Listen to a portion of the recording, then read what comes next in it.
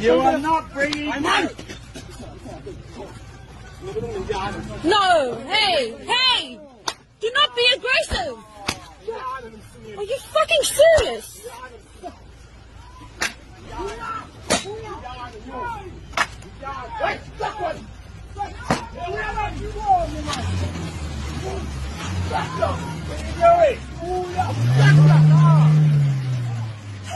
Where's the camera? Stop it! We'll see what happens, but the South African situation is very, very dangerous and very bad for a lot of people.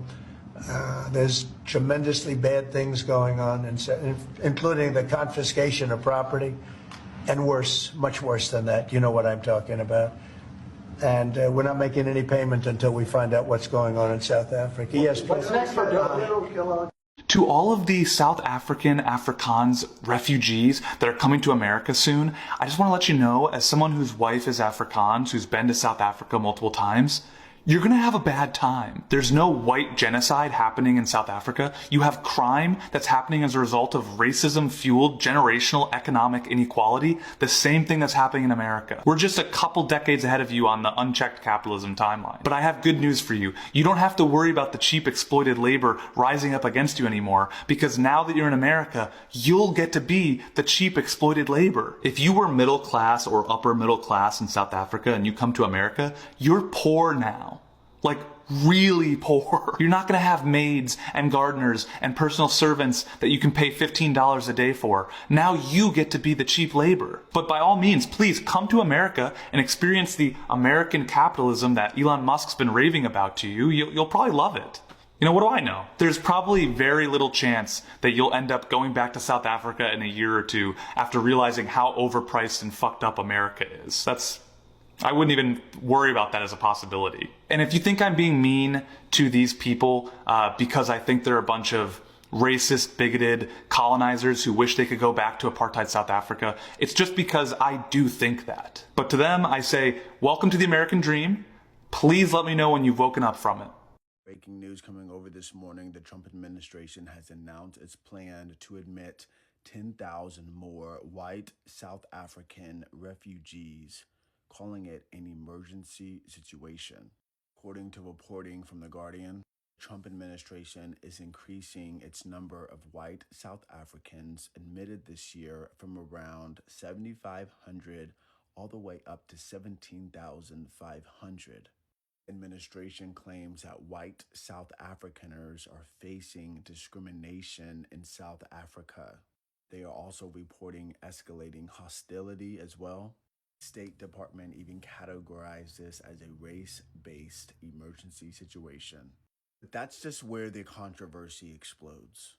Critics all around the world, including South Africa's own government, is saying there is no evidence of a white genocide. Unlike there is massive evidence even being reported by humanitarian groups of black genocides all throughout Africa, including Sudan, where they have been starved since April of 2023 because of the Rapid Support Forces, who are being funded by the UAE, mind you, who is also being funded by America, are slaughtering millions of Sudans. Millions of people living in Sudan. That's what we're facing. 34 million people since April have been faced with famine because of these rapid support forces who have taken over Sudan and is fighting for control with the Sudanese army. Because of this, you can go to Google and see bloodstains all throughout Sudan of mass genocide. Children are being raped. Children are being forced to walk for miles for safety just to be raped because their families have been butchered to death. Hospitals have collapsed, completely collapsed. And we're talking about white South Afrikaners who America is trying to protect and bring to America. South Africa is also accusing the United States of pushing a dangerous conspiracy theory that has been circulating around far-right conspiracy theorists for years.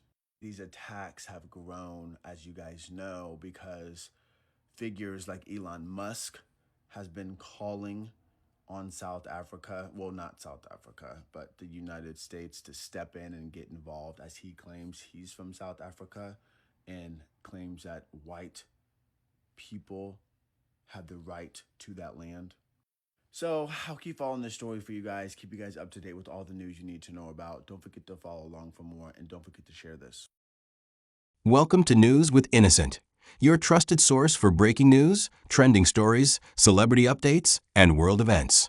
We bring you fast, accurate, and engaging news every day.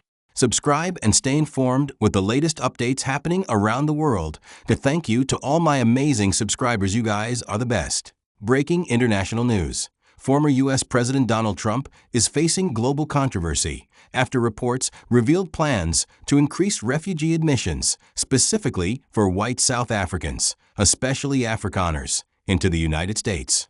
The issue has triggered major debate in both South Africa and the United States, with supporters claiming it's about protecting minorities, while critics accuse the policy of being politically and racially motivated.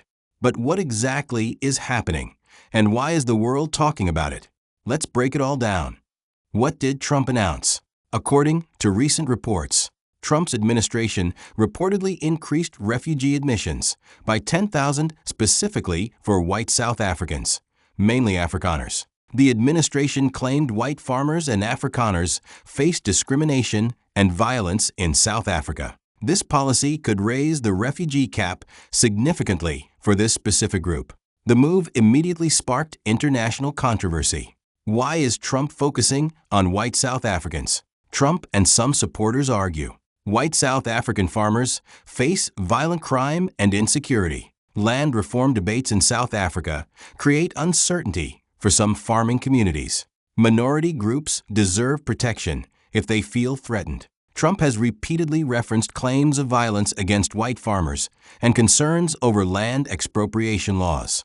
However, South African authorities strongly reject claims of systematic persecution or white genocide. Why critics are angry? Critics in America and South Africa say the refugee policy appears selective and politically motivated.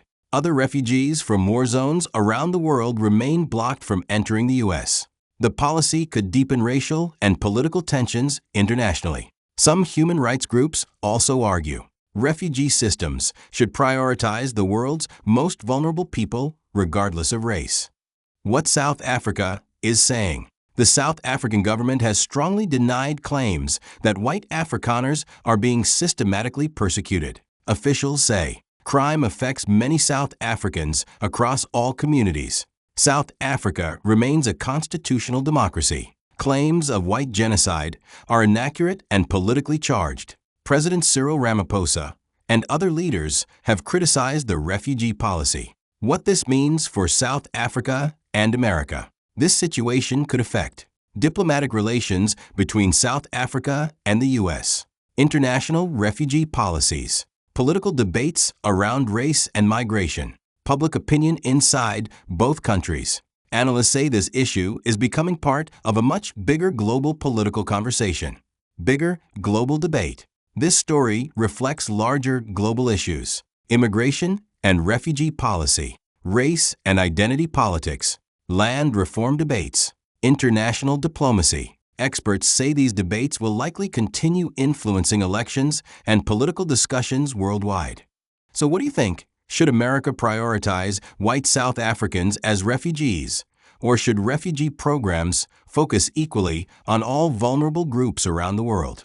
Drop your thoughts in the comments and subscribe for more breaking news and political updates.